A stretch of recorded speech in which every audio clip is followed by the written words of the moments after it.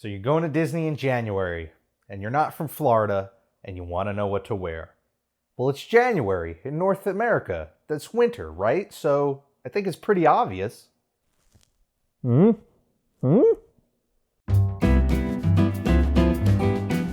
obviously, you don't need to bundle up that much, but it is a good question that a lot of people ask. You know, Florida is known for being sunny and hot and humid, yet January is the dead of winter here in the Northern Hemisphere, so what does that mean for the weather down there?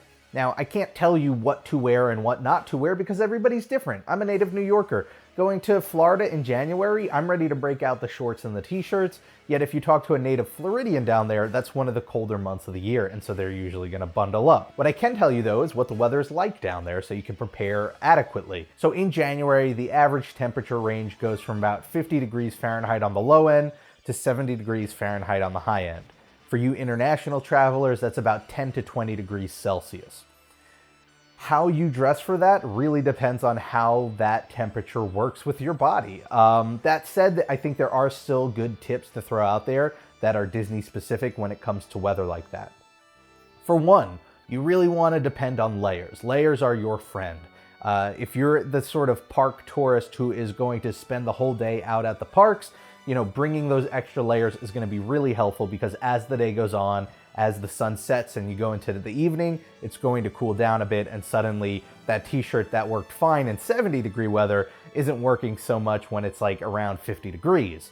So, you know, I always suggest bringing a bag with like a hoodie or a sweater of some sort. I don't think you ever really need to go into the territory of like coats or hats or gloves or anything like that. It's not like winter.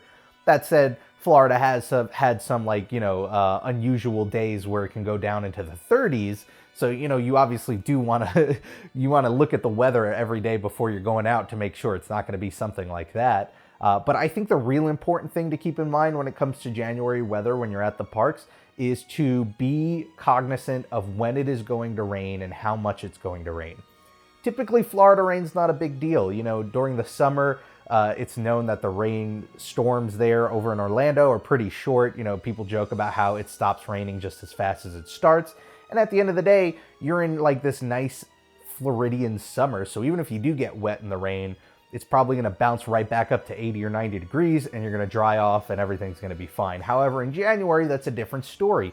If it's, you know, 50 or 60 degrees and it's raining, you know, getting wet is the difference between being uncomfortable for the rest of the day and getting sick and being safe and staying dry. So I think more important than the summer, it is important in January to keep an eye out for when it might be raining and to have some sort of plan for when it does rain, whether that means an umbrella or ponchos or, you know, just a game plan of what rides you're going to hit and where. You know, it's important to keep in mind that almost everything indoors in Florida is air conditioned, and January is no real difference. I went down just last January for a daily trip and it was raining all day and it was pretty chilly. And the problem was we would get rained on and we would get wet, and then we would go indoors into an air-conditioned building, and so we would be cold and wet, and that's just like the perfect storm for getting a cold. So you want to be careful about stuff like that. On top of that, you just want to take care of the normal dress precautions when it comes to Disney. You know, make sure the shoes you're wearing are comfortable and broken in. You do not want to break in a pair of sneakers at Disney World. Trust me, I've been there. It is not comfortable.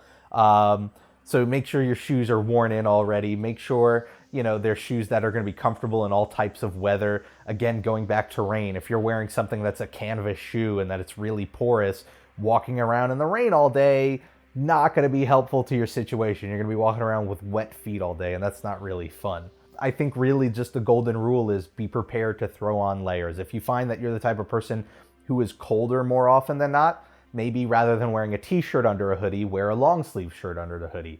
You know, I think using layers to your advantage without getting to the layer of like a straight up winter coat is the best way to go about it. Because at the end of the day, you don't want to have to deal with the hassle of the bundle of your coat when you're like getting on rides and you're going into these tight queues.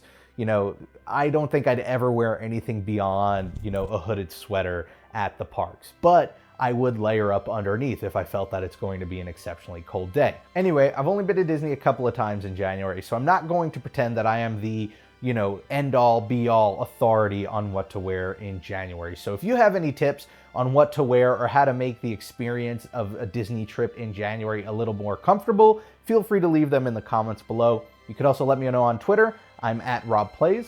If you want to see more videos like this, all you have to do is hit that subscribe button. I do 3 a week. I want to thank you all for watching. Whatever you're doing this week, make the most of it because it makes it that much better. And I hope to see you next time. Bye, everybody.